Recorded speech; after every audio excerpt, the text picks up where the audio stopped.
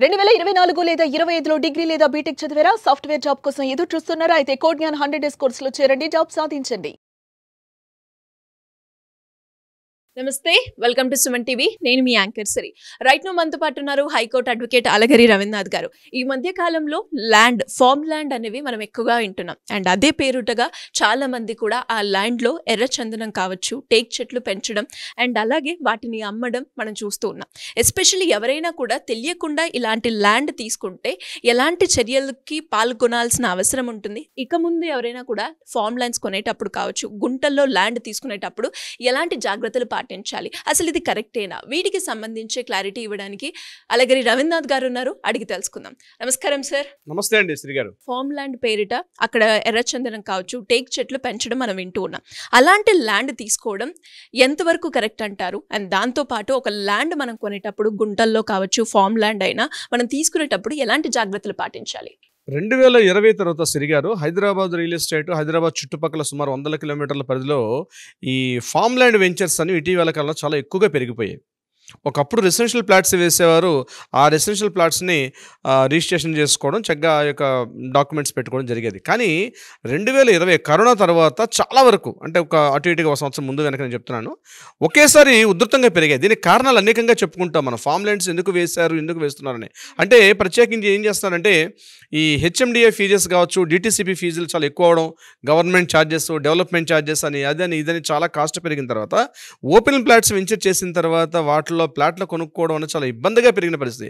అటువంటి సందర్భంలో రియల్ ఎస్టేట్లో ఉన్న కొంతమంది ఏం చేశారంటే వ్యవసాయ భూమిని, అంటే అగ్రికల్చర్ ల్యాండ్ని యాజ్ ఇట్ ఈస్గా అగ్రికల్చర్ ల్యాండ్ని అమ్మేస్తారు. అంటే గుంటల్లో భాగాన్ని చేస్తూ పార్ట్స్గా చేసి ఫార్మ్ ల్యాండ్స్ అమ్మకాలు అనేది పూర్తిగా పెరిగింది. ఈ జిల్లా ఆ జిల్లా అని లేదు, ఈస్ట్ వెస్ట్ నార్త్ సౌత్ అన్ని ప్రాంతాల్లో కూడా ఈ ఫార్మ్ ల్యాండ్స్ యొక్క సేల్స్ విపరీతంగా పెరిగిపోయాయి. ఎప్పుడైతే ఈ యొక్క సేల్స్ పెరిగాయో దీని మీద కొనుగోలు అమ్మకాలు కూడా బాగానే జరిగాయి. కానీ ఇక్కడ చాలా గుర్తుపెట్టుకోవాల్సిన అవసరం ఏంటంటే వీళ్ళు అమ్మేది గుంటల్లో ల్యాండ్ అమ్ముతారు, కానీ కాస్ట్ స్క్వేర్ యార్డ్స్లో కలెక్ట్ చేస్తారు. ఉదాహరణకి ఒక గుంట అంటే 121 స్క్వేర్ యార్డ్స్, 40 గుంటల్ని కలిపి ఒక ఎకరం అంటారు. తెలంగాణ ప్రాంతంలో గుంటల్లో కొలుస్తారు ల్యాండ్ని, పార్ట్స్ని. 1 ఎకరం అంటే అందరూ తెలుసు.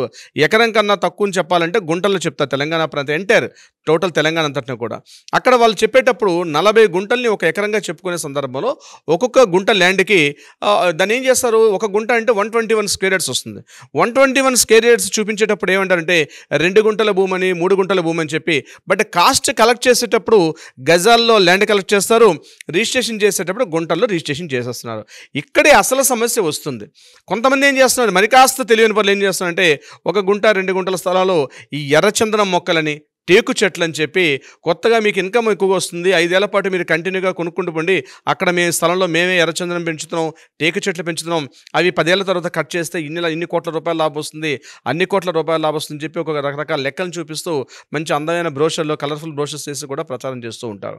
అయితే ఇది ఎర్రచందనం మొక్కలు, టేకు ప్లాంటేషన్స్ ఇది కరెక్ట్గా సూటబుల్ అంటే నేనున్నటువంటి లీగల్ నాలెడ్జ్ ప్రకారం నేను చూసినట్లయితే ఎర్రచందనం మొక్కలు అదేవిధంగా టేకు చెట్లు దక్కన్ పీఠభూమిగా ఉన్నటువంటి హైదరాబాద్ లాంటి ఆ ల్యాండ్కి ఇది ఎక్కువగా సూట్ అయ్యేటటువంటి ప్రాంతం కాదు.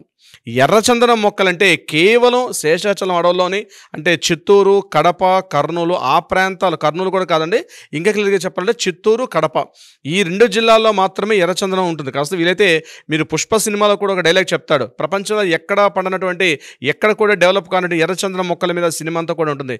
ఎర్రచందనం అంటే కేవలం చిత్తూరు, శేషాచలం అడవులు అంటారు, చిత్తూరు, కడప ప్రాంతాల్లో మాత్రం ఎక్కువగా ఉంటుంది ఈ యొక్క ఎర్రచందనం.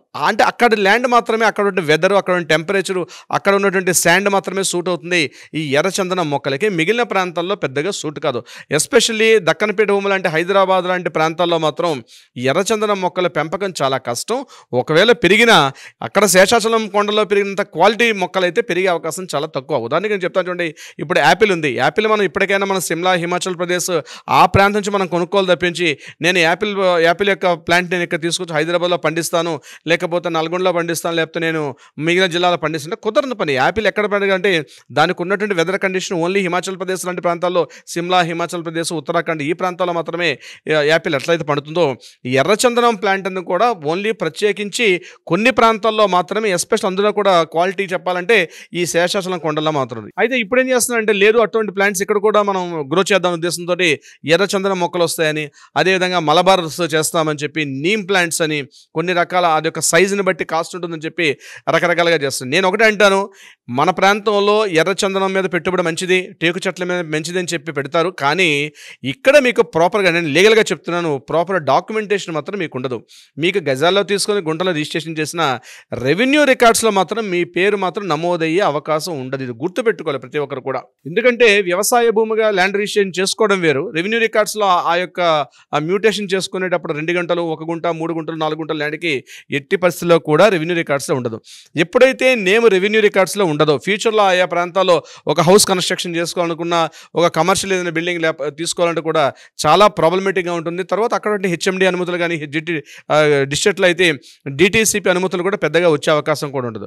సో ఈ ఫామ్ ల్యాండ్స్ అదేవిధంగా వీటిని చేసేటప్పుడు ఇంకొకటి ఏం చేస్తారంటే, ఆ ఏదైతే రోడ్స్ విడిచిపెడతారో లోపల ఆ యొక్క ఒక 2 గంటలకి 1 గుంటకి రోడ్స్ విడిచిపెట్టేటప్పుడు ఆ రోడ్స్ అంటే లోకల్గా ఉండే పంచాయతీ పేరు మీద ఇవ్వకపోవడం వల్ల ఆ రోడ్స్ను కూడా వీళ్ళని కలిపి వేస్తారు. వ్యవసాయ భూములుగా బాగానే ఉంది, అంటే పెద్ద స్థాయిలో ఎకరాల్లో కొనుక్కోలేనప్పుడు గుంటలో ల్యాండ్ కొనుక్కుంటూ ఉంటారు. కానీ గుంటలో ల్యాండ్ కొనుక్కున్నా అయినప్పటికీ కూడా ఒకవేళ మనకి రెవెన్యూ రికార్డ్స్లో మన పేరు నమోదు కాకపోతే భవిష్యత్తులో ఏదో పెట్టుకున్నాం గోడ కొట్టిన సున్నలా ఉంటుంది తప్పించి దీని మీద పెద్దగా దీని మీద రిజల్ట్స్ వచ్చే అవకాశం తక్కువ. ఇది ముఖ్యంగా ఇటీవల కాలంలో గడిచిన ఆఫ్టర్ కరోనా తర్వాత చూసినట్లయితే అనేక ప్రాంతాల్లో ఈ ఫామ్ ల్యాండ్స్ వెంచర్ చేస్తున్నారు. ఈ జిల్లా ఆ జిల్లా అని కాకుండా ప్రతి జిల్లాలో కూడా ఎక్కువగా పెరిగిపోయినాయి. కొన్ని చోట్ల ఏంటంటే ఆంధ్రప్రదేశ్లో ఉన్న ఎర్రచంద్రం మొక్కలు పెంచుతామని చెప్పి ఇక్కడ ఈ ప్రాంతాల్లో కూడా వాళ్ళు మార్కెటింగ్ చేసుకుంటుంటారు. ఆ ప్రాంతాల్లో ఉన్నట్టు చేయొచ్చు. అంటే ఒకటి గుర్తుపెట్టుకోండి, మీరు ఏ భూమి కొనుక్కున్నా అది అగ్రికల్చర్ ల్యాండా, నాన్ అగ్రికల్చర్ ల్యాండ్ అయితే క్లియర్గా డాక్యుమెంటేషన్స్ దానికి అన్నీ ఉంటాయి. అగ్రికల్చర్ ల్యాండ్ కొనుక్కునేటప్పుడు అక్కడ మీకు కొన్ని ప్రాబ్లమ్స్ కూడా వచ్చే అవకాశం ఉంటుంది. ఎస్పెషల్లీ ఇప్పుడు నేను చెప్పినటువంటి రెవెన్యూ రికార్డ్స్లో పేర్లు నమోదు చేసుకోవడం, రిజిస్ట్రేషన్ అయినప్పటికీ కూడా వాటిని ఇప్పుడు సపోజ్ ఒక 5 ఎకరాలు, ఒక పెద్ద 10 ఎకరాల పొలం ఉంది, మీరు ఆ మధ్య ప్రాంతంలో చూసినట్లయితే ఈ నారాయణఖేడ్ ప్రాంతం ఉంటుంది మనకి తెలంగాణలో. నారాయణఖేడ్ ప్రాంతంలో 2020 తర్వాత ఒక్కసారి కొన్ని లక్షల మంది ఇన్వెస్ట్ చేశారు. భవిష్యత్తు ఏమవుతుందంటే భవిష్యత్తు ప్రకారం రిజిస్ట్రేషన్ జరిగిపోయి కరెక్టే, కానీ ఆ ల్యాండ్ మనం చూపించగలమా అంటే ఎక్కడ ఇతని యొక్క 5 గుంటల ల్యాండ్ ఉంది, ఎక్కడ ఒక 2 గుంటల ల్యాండ్ ఉంది. ఇప్పుడు రాబోయే రోజుల్లో ఒక 10 ఏళ్ల తర్వాత రెవెన్యూ డిపార్ట్మెంట్ వాళ్ళు ఎక్కడ పట్టుకొని సర్వేలు చేస్తారు, ఎవరి ల్యాండ్ ఎక్కడ చూపించాలి. ఇప్పటికే ఉన్న వాళ్ళకి గడిచిన ఒక 20 years బ్యాక్ ఉన్నటువంటి ల్యాండ్స్ రిజిస్ట్రేషన్ చేసుకుంటే ఇప్పుడు నేను చెప్పిన విజయవాడ హైవే కానీ లేకపోతే సాగర్ రోడ్లో ఉన్నటువంటి చాలా వెంచర్లకి ప్లాట్లు చూపించిన పరిస్థితి, రిజిస్ట్రేషన్ డాక్యుమెంట్స్ ఉన్నాయి కానీ ల్యాండ్ చూపించమంటే చూపించిన పరిస్థితి. ఇటువంటి సందర్భాల్లో ఇప్పుడు ఈ ఫామ్ ల్యాండ్స్ గుంటల్లో ఏర్పడిపోయి నారాయణఖేడ్ ఉంది ఒక సుమారు 3-4 సంవత్సరాలు అయితే కొన్ని 100 ఎకరాలు ఈ యొక్క ఫామ్ ల్యాండ్స్ కిందకే డెవలప్ అయిపోయి. నేను ప్రత్యేకించి ఏ కంపెనీ గురించి చెప్పడం కాదు, కానీ కొనుక్కునేటప్పుడు కొనుగోలుదారు చాలా జాగ్రత్తగా చూడాలి. లేకపోతే రాబోయే రోజుల్లో కోర్టుల చుట్టూ ఇప్పుడే ఉన్న కేసులు పెరిగిపోయాయి. పిల్లలు ఎక్కడెక్కడ ఉద్యోగాలు చేసుకుని ఎక్కడెక్కడ సెటిల్ అయిపోయారు. నాకు ఒక 5 గుంటల ల్యాండ్ ఉందనుకుంటారు, ఎక్కడ నారాయణఖేడ్ పేరు చెప్పి అక్కడి నుంచి ఇంకొక 20 కిలోమీటర్లు 40 కిలోమీటర్ల లోపల పోతారు. ఆ కొండల్లో అడవుల్లో ఎక్కడ ప్రత్యేకించి ఒక ల్యాండ్ చూపించమంటే చూపించలేనటువంటి పరిస్థితి. కేవలం ఇది ఒక రియల్ ఎస్టేట్లో వచ్చేటప్పుడు హంబగ్గా తయారైన తప్పించి ఈ ఓపెన్ ప్లాట్స్లో ఫామ్ ల్యాండ్స్లో ల్యాండ్ కొనుక్కోవడం అనేది ప్రత్యేకించి మీ దగ్గర పాస్బుక్ ఉంటుంది, లేకపోతే వాళ్ళు ఇంకా చెప్తారు మీకు రైతు బంధు వస్తుంది, అది వస్తుంది, ఇది వస్తుంది చెప్తారు. కానీ ప్రత్యేకించి ఆ ల్యాండ్ ఎక్కడ చూపించమంటే రాబోతుంది. ఎందుకంటే మీరు ఎక్కడెక్కడ సిటీలో ఉంటారు, ఆ ల్యాండ్స్ ఎక్కడ ఉంటాయి, చూపించమంటే చూపించలేని పరిస్థితి.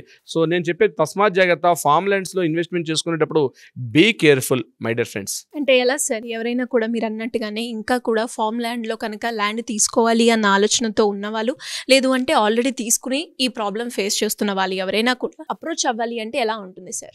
ఏ ల్యాండ్ కొనుక్కున్నా సరే ముందుగా లీగల్ ఒపీనియన్ తీసుకోవడం చాలా చాలా మోస్ట్ ఇంపార్టెంట్. ఏ చిన్న ప్రాపర్టీ కొనుక్కున్నా వితౌట్ లీగల్ ఒపీనియన్ తీసుకోకుండా మీరు ఏ ప్రాపర్టీని కూడా కొనకండి. ఇది మరీ చెప్తున్నాం.